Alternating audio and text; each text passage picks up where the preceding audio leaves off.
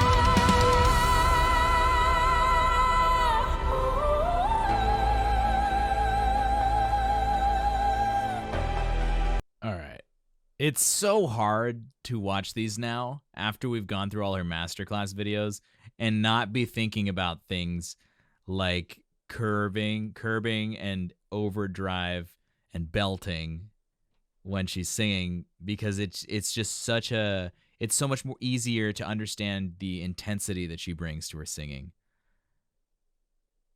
Double O Donut, I listened to the whole thing this past weekend. Yeah, she's doing so her voice is layered behind as the backing tracks, of course, which is done really well. This little moment exactly right before we stopped is a great example of that. Hey, if you're doing your home recordings, you live with the angles you can get, right? It's fantastic.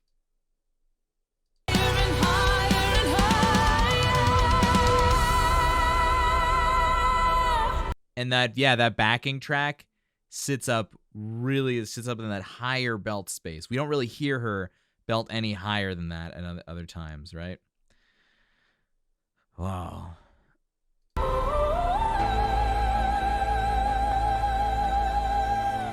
So based on everything she explains in her masterclass, the way she would approach that is by using a lot of power in the breathing muscles to compress the air, get that wide belt so it doesn't interfere with the jaw or anything, that wide open vowel on the belt. She would go up there, all the way up to that high belt. Right?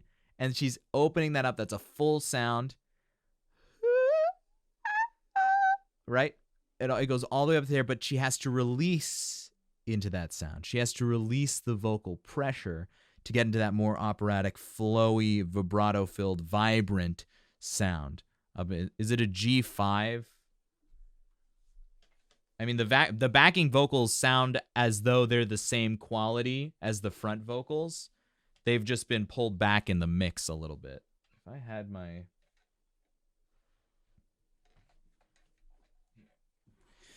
Yeah. I love the way that this is mixed compared to the past covers. You hear her much clearly, but it's still not an overbearing, vocal emphasis like many cover people. Let me hear.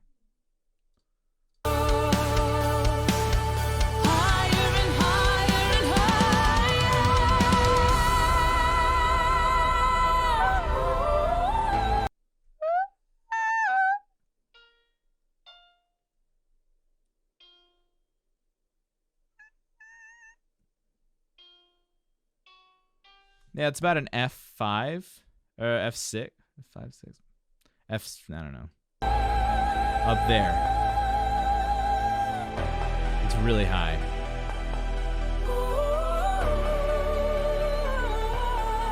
And when the nights are long, all the stars recall your goodbye,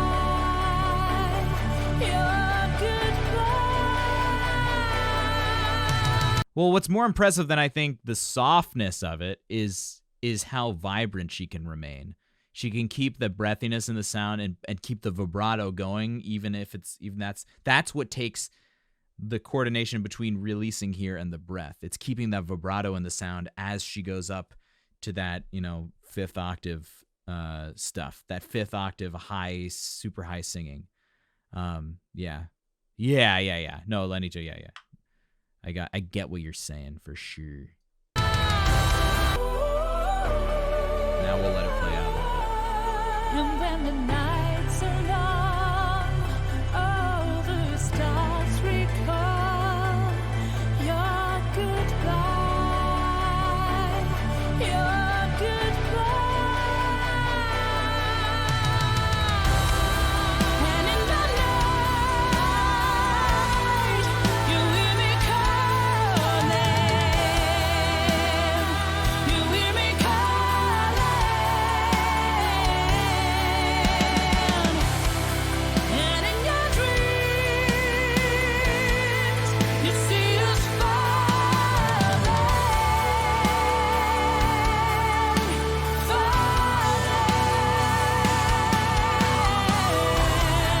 And in the night, you hear me calling, you hear me calling.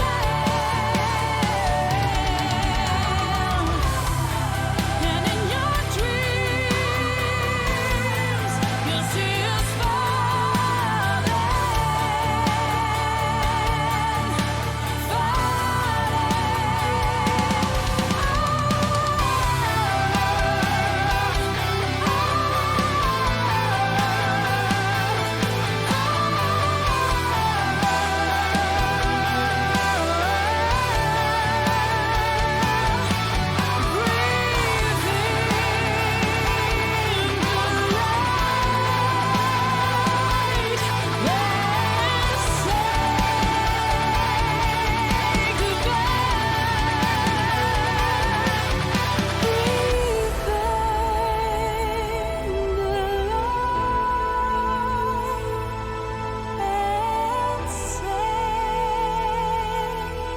goodbye.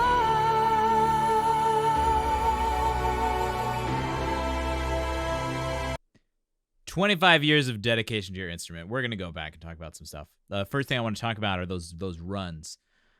Everything she does, the way she talks about her singing and the way that, it sounds, everything she does is through really virtuosic control and usage of the diaphragm and all the breathing muscles, right? That ring of muscles that wrap around your lower ribs, really being able to add pressure and lean on those muscles in order to accomplish vocal things, right? Yeah, awesome eye makeup, you're right. It's in bel canto, we call it the apogeo. The apogeo is what we lean on in our diaphragm. It feels like you're leaning. It feels like the top half of your body is leaning on the bottom half of your body almost. That's how she's able to accomplish those runs, by having such a well pressurized voice, but only relying on the pressure of the diaphragm to send air through the sound, to accentuate air, to send air. Nothing here is happening. It's all from the body. Yes, focus on the essentials. That's her whole thing, right?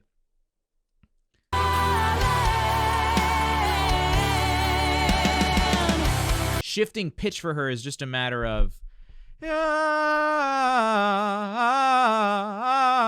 only using those diaphragmatic muscles. That's everything that the conception of the sound. That's why she has so much facility, because none of it is here. None of the voice lives here. The voice doesn't even live up here like I like to talk about. The voice lives in context of the breath. And if her singing is not a testament to how important the breath plays when it comes to singing, then I can't help you. Sorry.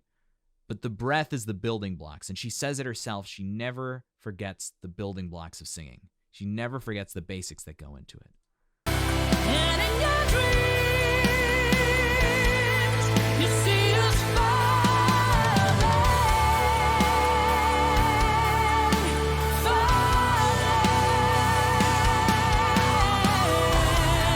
And in the night, you hear me calling. You hear me calling.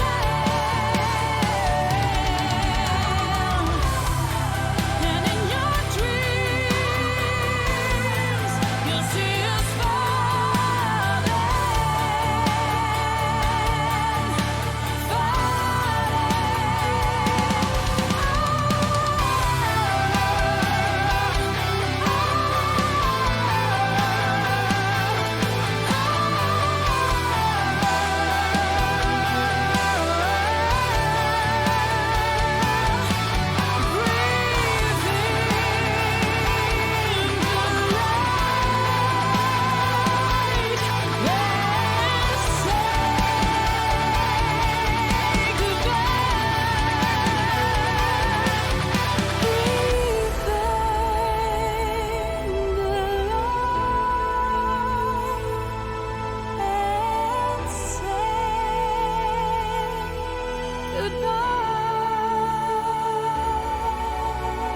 All of the vocal qualities she's making is possible because of how she's using the breath.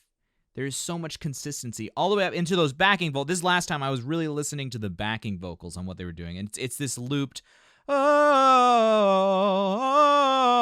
right? It's that looped thing that they're doing. The whoever mixed this track is a real artist, is a real like mixing artist, because the balance is fantastic. But not only that, he is layering her vocals in a way that they can take the different clips, the different tracks that they take, the different takes of the recording, and it sounds so seamless. There are a couple of moments where the video doesn't match up exactly, and that's how you can kind of tell. But that's okay, because the sound you get is this awesome conglomeration of all of the takes that she did to make this happen. And you can hear every piece of depth in all of those sounds, and then each is EQ'd differently, so different aspects of the sound are brought out, which I don't think should be discounted at all, because having a voice that is so rich in timbre like Floor's on a mic that's, like that one, gives you the opportunity to utilize those different textures in a studio-style recording. Yeah, whether the video's post or not, she has to be singing at least something during this. I don't think she would just like lip sync for the sake of the video. I don't think that just seems like so much more work. Like going through the motion of making the things happen than actually just singing it again for the video. I think as a good performer, she can replicate her singing. So I don't think she would just fake singing it. I don't see the gain in that. I don't see the benefit of that. Right? She probably just sang it again for the video. And then you matched up the takes. Thomas? I thought it was Yost that did it from oh, you mean this one. Yost did the other ones.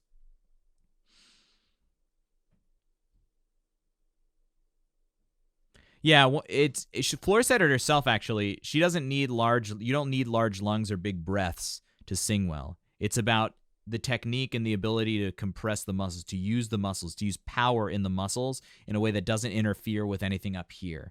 Power in the breathing muscles, the apogeo that I talk about in bel canto singing. It's the same concept in all styles of singing, right? I mean, yeah, how do you make a cover music video? That's a conversation that can go for days. But, the sound we're getting is what is really appealing to me. And it's such a good testament of how the breath is used. You can all the ease in those runs that you guys are talking about, that just sounds so like buttery, and her voice is so smooth because they're not caused by any convulsion, any holding of muscle. It's just oh, oh, oh, right? It's nice. It's just so virtuosic. Let's finish it off. There's a lot that we can say continually, but